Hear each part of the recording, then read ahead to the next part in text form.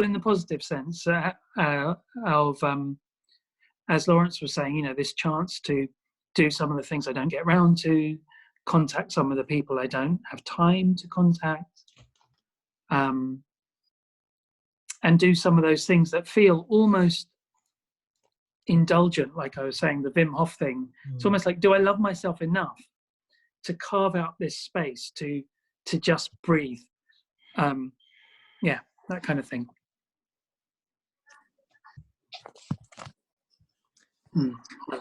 I'd just like to apologise. The internet broke here, so I've actually not been in the room for 5 minutes. So I hope you all been having a nice conversation. So I don't know if you didn't notice, but yeah. So we adapted to your absence. There you go. So thank you. So we have actually ended up losing some of the recent recording, but yes. So diving back in, I don't know if there's anyone else who wanted to share or ask questions in the last 10 minutes. I'm just going to mute Catherine there. Is everyone else happy with the four of us contributing so far? You know, I think it's just adding something to what Cam said there, in terms of spoiling yourself in the positive way. That's another thing as a human race, especially with the hamster wheel and all this. We always have something to do. We are constantly running, we are constantly rushing. And sometimes we forget to allow ourselves to some of the little pleasures in life, and whatever makes you happy and whatever makes me happy, but we forget to allow ourselves to enjoy that. And that's from experience. I love cooking, and I've always wanted to do a cake decorating course, for example.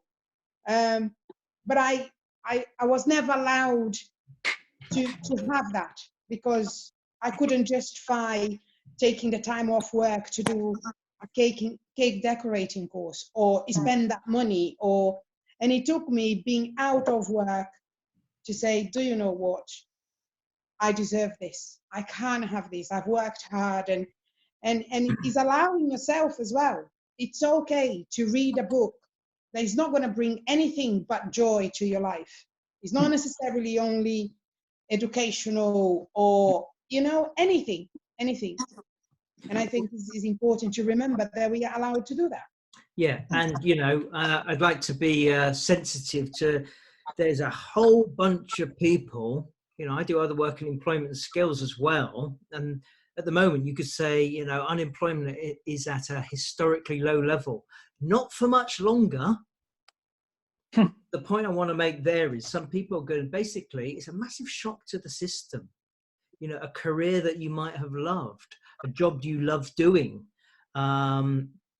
It's just this massive shock and the unexpected. Yeah. It goes back to my point about we can deal with this. But for some people, it's going to be really psychologically damaging and challenging. But what I want to say to that is it doesn't have to be that way. It can look very scary. You know, you are now basically been made redundant if you work for an airline or you run your own little restaurant. And so many people are going to be affected by this.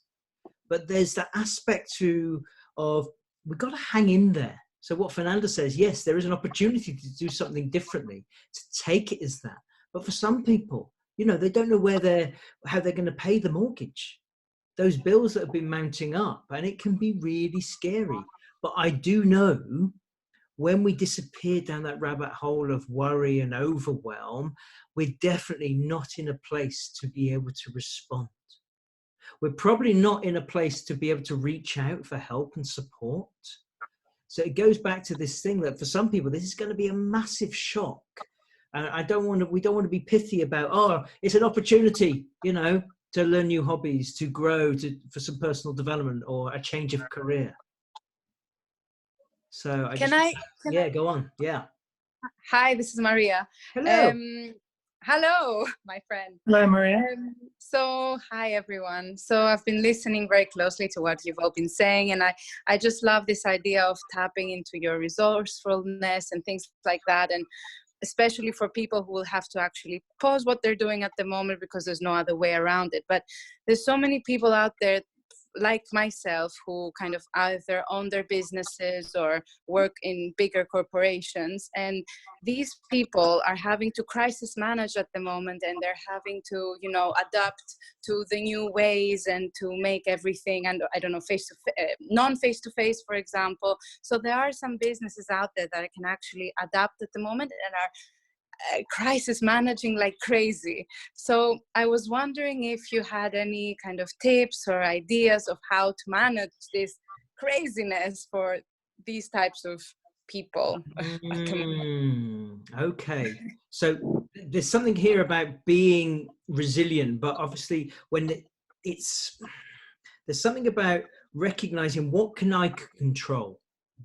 Mm-hmm. It goes back to the old sort of Stoic philosophy and modern psychology about that internal locus of control. Well, ultimately, that belief within us that, and just reminding ourselves that I do have executive control of certain things, and what can I control? So we're talking about how we manage our well-being on a day-to-day basis, how we can use awareness, use the power of our own conscious being to say, well, what's going on within me right now? Am I thinking my way away from my well-being and my ability to be resourceful? Or am I basically catching myself? So it's this whole thing about, look, what can I control?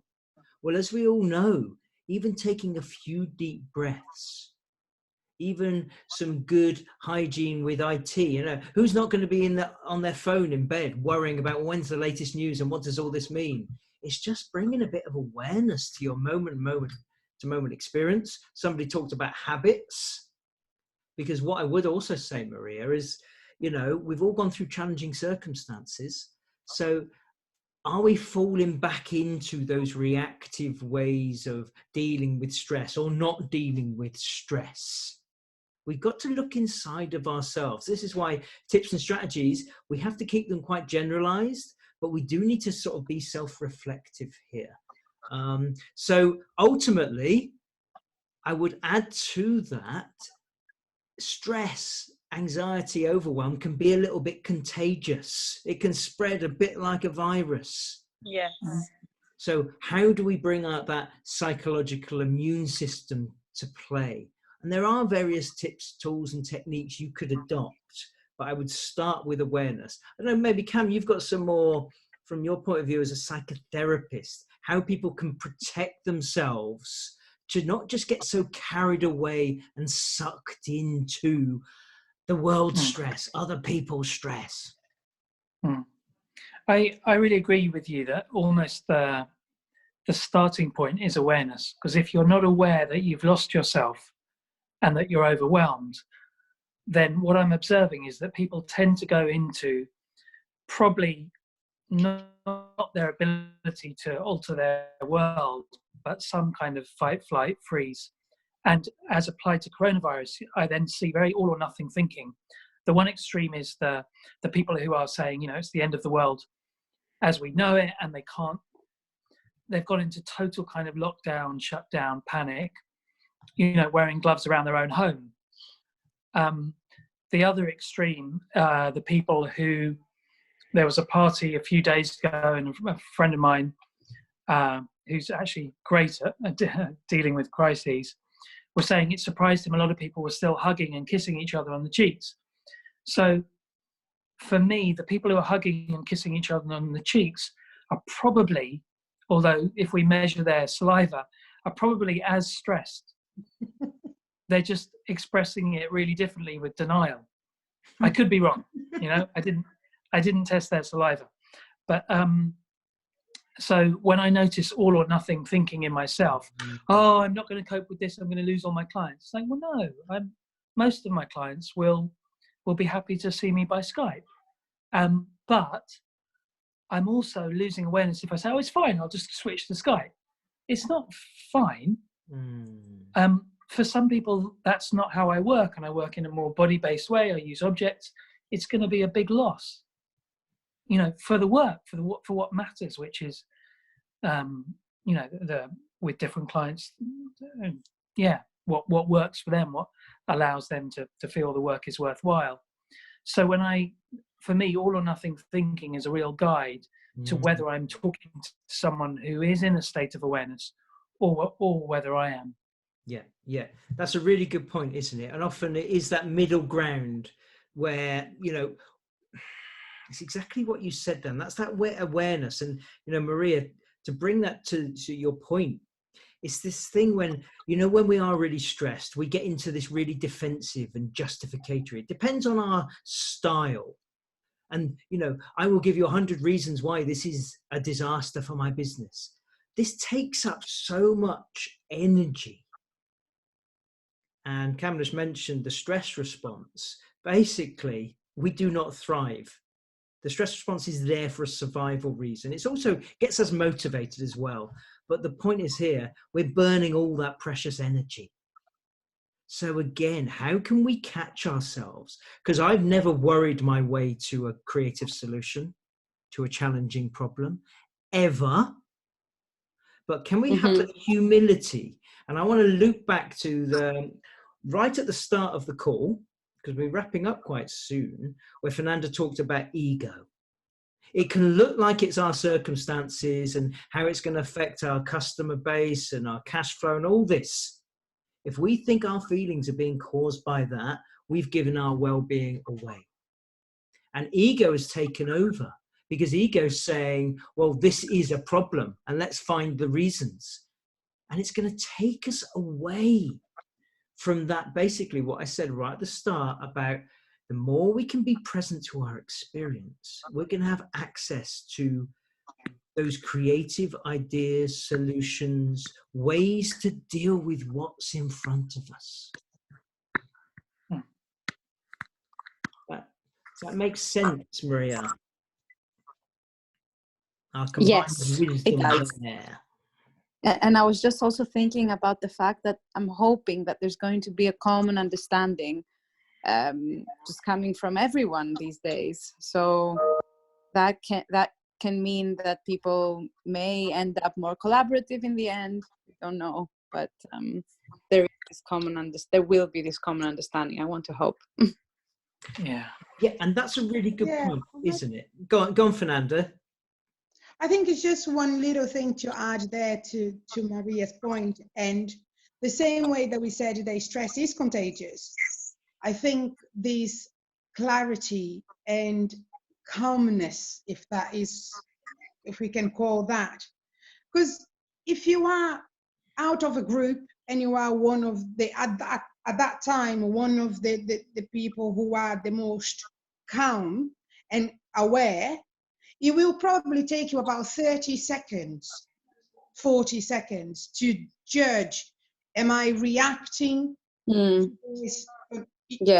Am I being total emotional here, or I'm being rational? And then if you are one of those, within 30 seconds, you can spread the calmness. This clarity is also contagious. People will naturally feel less stressed and more calm, I think. And say, okay, right, I think we can deal with this. And then that's another hour of your day that has, the crisis management has gone an hour ahead. And then another hour, and then another hour. Transparency, talking to your group of people, and if he needs to be you, the person who's going to take that 30 seconds, eventually there will be another one and another one. And that's quite positive as well. It can work both ways. Yeah, but there's a beautiful point in what you're saying there also, Fernanda. So yeah, we can catch ourselves, but we can also catch those around us. Obviously, we have to come from a loving and gentle place. It's the idea of asking someone to calm down when really that is the worst thing you could possibly say. But I'm talking about peer support to those close to us. But there's this thing here that if you are close and, you know, fellow entrepreneurs working in the same business, this is an opportunity to be able to work together. So from my point of view, it's the idea that, well, I can see when someone is stressed and overwhelmed. Well, coming from a place of loving kindness, what's the best thing I can do for them? Now, the next day, it might be my turn to be all stressed and overwhelmed and defensive and just everything out of control. So there's some kind of social contracts around being able to support each other. The idea we can always see what a stressed and overwhelmed person cannot see. Mm-hmm. And it isn't about using objectivity, rational thought, and sort of, calm down kind of thinking. It's just understanding they're definitely not seeing it. So how can we, going to loop back to Kamlesh's point, bring self-awareness?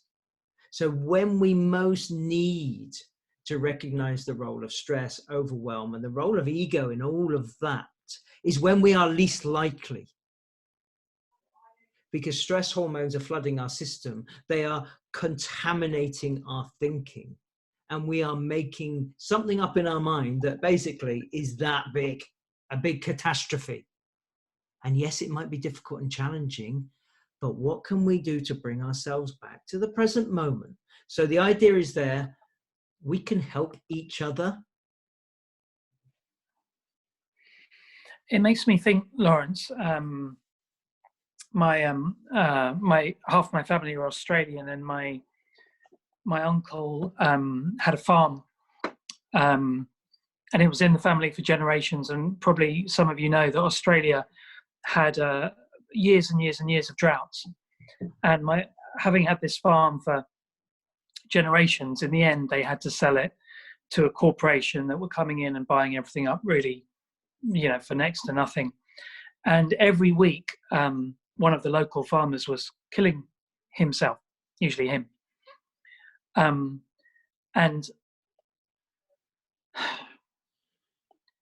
it makes me think that there will be some people who will be losing their babies, their businesses, things which are so precious that, they need so many hands reaching out to them for them to see the possibility that there will be a future, and that it might be a tragedy. It might feel like losing almost, I don't know, or maybe not losing a child, but if you grow a business from nothing and you employ 40 people, like, my friend John Martinez does, if they go under, maybe that's how awful it could feel. But these are feelings, and this storm of overwhelm will blow through. And so, it's interesting, that thing about sort of calm down. How do you find a way of saying, I'm with you in your overwhelm? I'm here, I got you, I got your back, and this is overwhelming for you right now. And it will blow through, even if but there's something, isn't it? Fernando, I think we might end up saying the same point here. It's that soul to soul connection. It's that thing that bypasses the intellect. When I have clients, or just I'm dealing with people who are very intellectual about everything, I ask them to define love for me. So I think we can get really caught up in the words, or trying to say the right thing, or do the right thing, give the right advice. But really, we got to bring it down to just that, what is that empathy, that human connection? I feel it, because I don't know about you, we've all felt that in different aspects to our life. It isn't a competition who's felt the most pain, suffering, and loss. We've all felt it. So what is it we can do as human beings to convey that, it's kind of, I care, I feel it for you, but without being all invested and attached to that. Lovely. God, this has been we've gone on quite of a journey tonight, and I'm actually going to wrap it up. I'm going to stick to my hour. It's great, the contributions tonight. Unfortunately, the recording's got a bit splintered. I think I might have lost some of your anecdotes, Kamlesh. Apologies. But so what I'm going to do there now is just stop recording and and carry on with you guys just for a few minutes, but thank anyone who is watching this, taking the time to spend an hour or so. This, as I said, was quite a spontaneous thing. I'll be sharing it widely, and maybe it's something I will continue. because there does seem to be a need and an appetite for Yes, basically please. being able to reach out, connect, share, and support each other. So I'm just going to stop the recording there, and if everyone can hang on, and we'll just have an informal debrief. But thank you for watching and or listening.